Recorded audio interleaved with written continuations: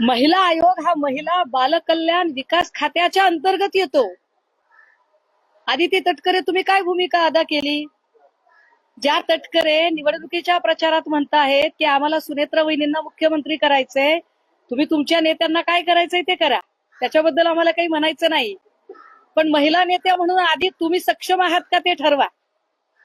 फक्त नेत्यांची भाटगिरी करणं आणि किती ग बाई मी हुशार, किती ग बाई मी हुशार एवढं करणं थांबवा.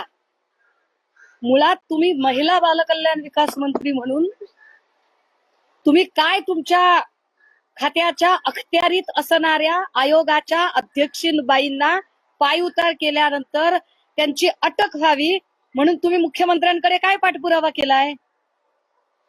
की आम्ही असं समजायचं का की तुम्हाला जिथे मंत्री करणाऱ्या अजितदादांबद्दलच तुम्हाला काही पडली नाही, तर तुम्ही महाराष्ट्रातल्या महिलांची काय तुम्ही कारवाई करणार आहात?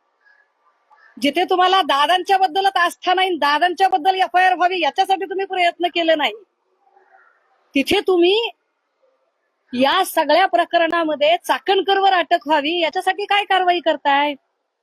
एक तरी वाक्य तुमच्या प्रचार सभा आणि सोकॉल्ड तुमच्या बिझी शेड्यूल मधनं बोला ना त्याच्यावर, की चाकणकरच्या कोणत्या फार्म हाऊसवर बुलडोजर चालवला जाणार आहे, चाकणकरला अटकेची कारवाई करण्यासाठी तुम्ही काय पत्रव्यवहार केलाय?